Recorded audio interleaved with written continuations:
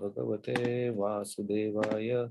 Om Namo Bhagavate Vasudevaya. Namo Vishnupadaya Krishna Krishnaya Bhutale Srimate Bhaktivedanta Swami Niti Namine Namaste Saraswati Devi Gauravani Pracharine Shesha Shunyavadi Paschat Desatarine Jai Sri Krishna Chaitanya Prabhu Nityananda Shri Advaita Gadadhar Shivasadi Gaur Bhaktarudya Hare Krishna Krishna Krishna Hare Hare Hare Rama Ram Ram Hare Hare Mukam Karoti Vachalam Pangum Langate Girim Yat Kupa Tamham Vande Shri Guru Dinakare Bhagavate Vasude.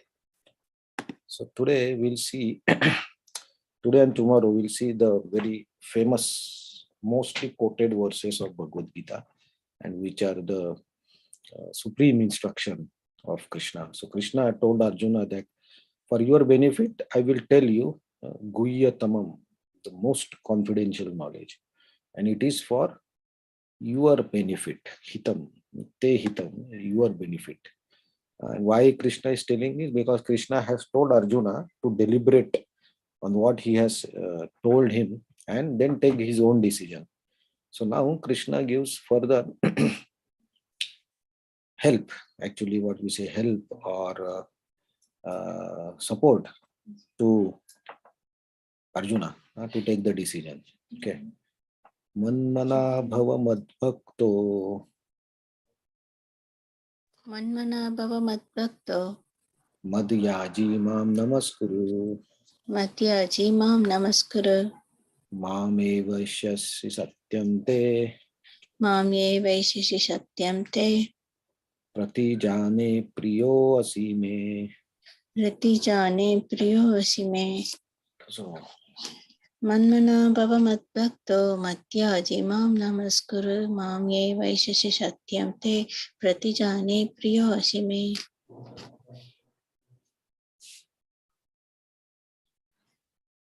okay, so translation and purport. Always think of me, become my devotee, worship me, offer your homage unto me. Thus you will come to me without fail. I promise you this because you are my dear friend. Purport. The most confidential part of knowledge is that one should become pure devotee of Krishna and always think of him and act for him. One should not become an official meditator. Life should be so molded that one will always have chance to think of Krishna. One should always act in such a way that all his daily activities are in connection with Krishna. He should arrange his life in such a way that throughout the 24 hours he cannot but think of Krishna. And the Lord's promise is that anyone who is in such pure consciousness will certainly return to abode of Krishna, where he will be engaged in the association of Krishna face to face. This most confidential part of knowledge is spoken to Arjuna because he is dear friend of Krishna.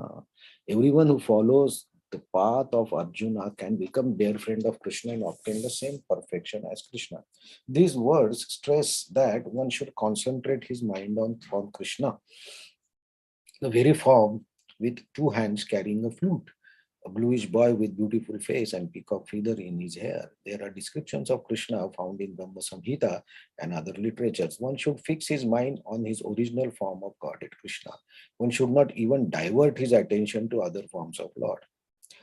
The Lord has multi forms as Vishnu, Narayan, Ram, Vara, etc. But a devotee should concentrate his mind on form that was perfect for present before Arjuna. Concentration of mind on the form of Krishna constitutes the most confidential part of knowledge. This is disclosed to Arjuna because Arjuna is most dear friend of Krishna.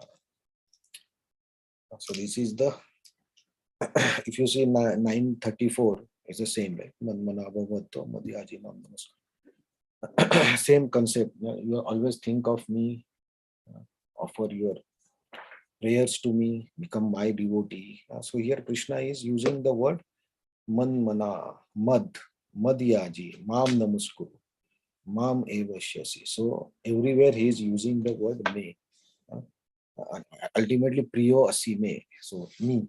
So here is the very clear instruction actually. But why it is guhyatamam? Because even if this verse clearly mentions where to surrender, whose devotee we should become, but still people have so many different thoughts, so many different ideas from this verse also. So they try to interpret this verse in different ways.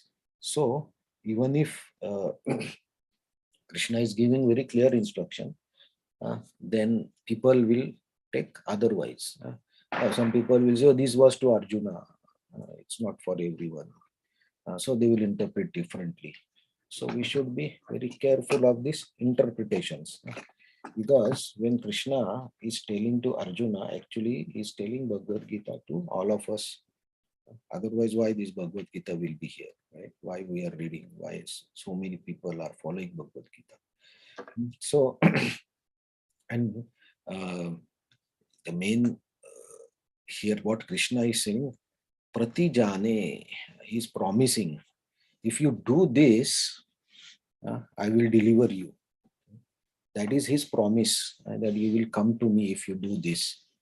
So actually, in promise also there are two things, two types, right? If I promise one-to-one to somebody, the importance of that promise is less.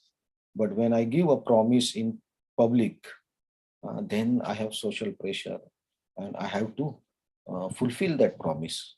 Otherwise, what about my reputation and all those things will come, right? And Krishna is telling Arjuna that I promise you that you will come to me. So he's given an open promise. So every time anybody reads this Bhagavad Gita, actually Krishna is promising to that person. So we are reading Bhagavad Gita, so Krishna is promising to us also that if you do this, you will come back to me. It's a very clear, simple instruction. What we have to do: think of me, become my devotee, worship me, offer your homage unto me. So Srila Prabhupada very clearly tells how we can do that. Of course, in the 10th chapter, Krishna tells about his opulences in the material world, then Vishwaroop, how we can remember. But like Srila Prabhupada mentions, our life should be so planned, a daily routine, that we will naturally think of Krishna. We will naturally have that, or even if we think of doing something else, it will be difficult. It should be difficult for us. So that's why, like chanting, reading Bhagavad Gita, reading Bhagavatam, hearing the classes, doing japa, hearing kirtans. By this, actually, your life gets so molded that every part of your life is related to Krishna. So in India or anywhere you hear Japan also, why we put the photos of God in the house? One of the reason is by intentionally or unintentionally looking at the photo, we remember the God, and we understand our real position, right? And where we should surrender. So similarly, we have to make our life in such a way. And that's why whenever we cook something, we have to offer it to Krishna. So that natural tendency of thinking something for me goes away, and you naturally do the things for Krishna. Or even if you are unintentionally doing things, it is somehow related to Krishna. So you think of Krishna. So that's why, like, living with devotees, living with people who are Krishna conscious or who try to become Krishna conscious is important, because we think of Krishna. And that is what Krishna is telling. You think of Krishna. So whenever we see devotees, we say Hare Krishna or Hare Bol. So that itself is actually remembering Krishna. So when we say Hare Krishna, we remember Krishna. So keeping association, proper association, which helps us to remember Krishna, is very important. And our daily routine, to mold our life in such a way that we can do all these things as a part of our life. Just like office is one of our part of life, right? Going to office and all those things we do naturally. So doing bhakti should be also a natural ingredient of our daily life. It should not be additional or optional. If we keep it optional, that's we are not giving priority when something is optional. When we make some things mandatory, then that becomes the part. So optionally, so whenever somebody says, okay, I will start chanting, I will do japa, maybe 2 rounds a day, if possible 4, otherwise 2. And then what happens? Generally, the mind will control and will do 2 only.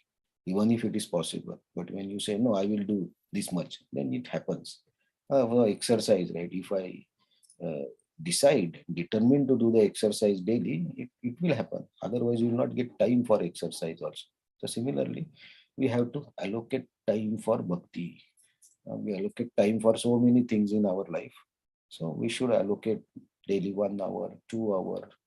If that much is difficult, at least allocate dedicated 10 minutes only for doing bhakti related activity. It can be japa, it can be kirtan, it can be reading. Allocate some fixed time. That has very great importance as per Shastra also. That doing sadhana, what is sadhana is practice, right? So we have to do practice. So we have to keep proper particular time. Even if I want to pass in the exam, I keep a particular time for study. And 8 hours I should study, 10 hours I should study, something like that. So why not for bhakti? Why not for our spiritual growth? And actually, it's for our benefit, right? When we do bhakti activities, it helps us also. So, molding our life in such a way and having a dedication to the bhakti process or spiritual practice actually enhances our lifestyle and our consciousness. It will not reduce. And that will help in many ways. We have discussed till now several examples. So Krishna is Pratijane, he's giving promise. And there are so many examples in Mahabharata where Krishna has fulfilled his promise. Even if people think wrong about him, but he fulfilled his promise given to a devotee. So when we start doing the bhakti activities dedicated, say 10 minutes daily, then you become friend of Krishna because you are giving special time to Krishna. And we give only special time when we have good relationships, we are good friends. So when you give special time for Krishna, actually Krishna acknowledges and you become his friend.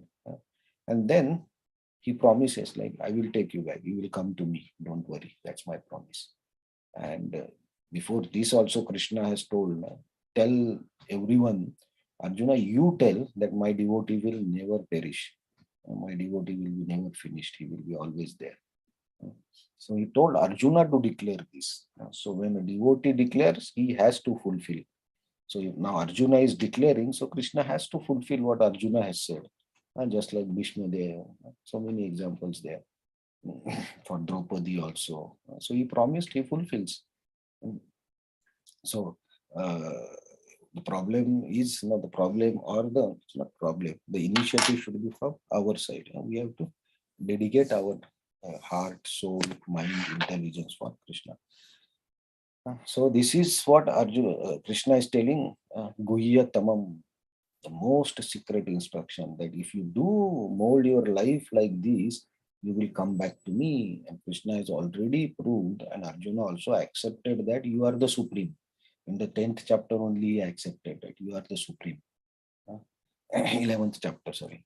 So in 10th and 11th chapter, Arjuna accepted you are the supreme. I accepted, as all the sages have told, Brahma has told, everybody has told. I also accept. So he is the supreme, and how you can reach to the supreme is this. So this is the most secret knowledge. We can understand this, right, secret, because even if everybody reads Bhagavad Gita, not everybody follows these instructions. They take the part that they like. Karma yogi will take part of karma. Jnana yogi will take part of jnana. They will not go to bhakti. So this remains secret, open secret. It's there, but if somebody understands the importance of this verse and the next verse, they will take to the bhakti practice. So it's a open secret, and the most secret. Yes, it's not only secret, it's the most confidential knowledge. Okay, so tomorrow we'll see the verse which is mostly quoted by Srila Prabhupada and everyone who gives classes or who read Bhagavad Gita. So we'll see the verse tomorrow. Hare Krishna. Thank you very much. So any comments from anyone?